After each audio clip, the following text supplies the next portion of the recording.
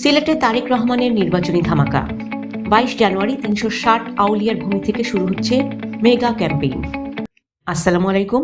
আবারও রাজপথে নামছেন তারেক রহমান, তবে এবার আন্দোলনের জন্য নয়, সরাসরি ভোটের লড়াইয়ের জনগণে দোয়া নিতে।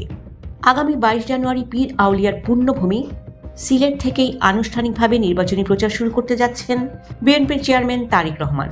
সোমবার বিএনপির স্থায়ী কমিটির সদস্য সালাউদ্দিন আহমেদ নিশ্চিত করেছেন যে জিয়াউর রহমান এবং বেগম খালেদা জিয়ার সেই চিরচেনা ঐতিহ্য মেনেই সিলেটকে বেছে নিয়েছেন তারেক রহমান। 2 যুগের দীর্ঘ অপেক্ষা শেষে তার আগমনে এখন উৎসবের আমেজ আধ্যাত্মিক নগরী সিলেটে।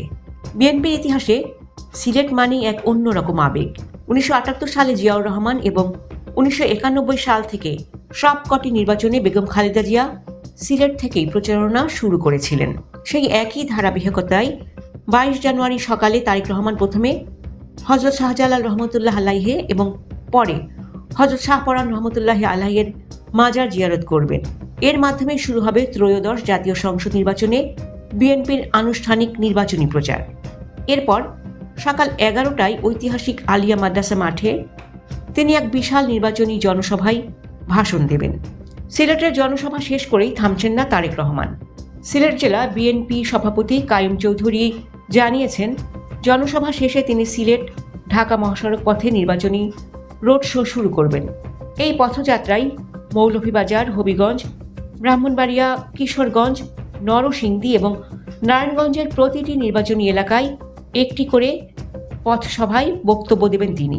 প্রায় 20 বছর পর তারেক রহমানকে কাছ থেকে দেখতে এবং তাঁর কথা শুনতে মহাসড়কের 2 পাশে লাখ লাখ মানুষের সমাগম ঘটবে বলে ধারণা করা হচ্ছে। তারেক রহমানের এই সফরটি অত্যন্ত গুরুত্বপূর্ণ, কারণ চেয়ারম্যান হিসেবে দায়িত্ব নেওয়ার পর এটিই হবে কোনো নির্বাচনী সমাবেশে তার প্রথম সরাসরি অংশগ্রহণ। এখানে তিনি তুলে ধরবেন বিএনপির আগামীর নির্বাচনী অঙ্গীকার। গত 25 ডিসেম্বর সপরিবারে দেশে ফেরার পর এটিই হবে তার প্রথম রাজনৈতিক শোডাউন। উল্লেখ্য, সর্বশেষ 2005 সালে দলের ইউনিয়ন প্রতিনিধি সম্মেলনে যোগ দিতে তিনি সিলেটে এসেছিলেন। দীর্ঘ 17 বছরের নির্বাসন আর মায়ের মৃত্যুর শোক কাটিয়ে তারেক রহমান এখন কতটা শক্তিশালী বার্তা দেন, সেদিকেই তাকিয়ে পুরো দেশ। তারেক রহমানের এই সিলেট সফর কি নির্বাচনে বিএনপির জয়ের পথ সুগম করবে? জিয়া খালেদার সেই সিলেট ম্যাজিক কি আবারও দেখা যাবে?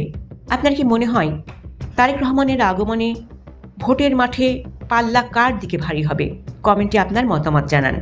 আমাদের চ্যানেলটি সাবস্ক্রাইব করে বেল আইকনটি বাজিয়ে দিন। ধন্যবাদ। আল্লাহ হাফেজ।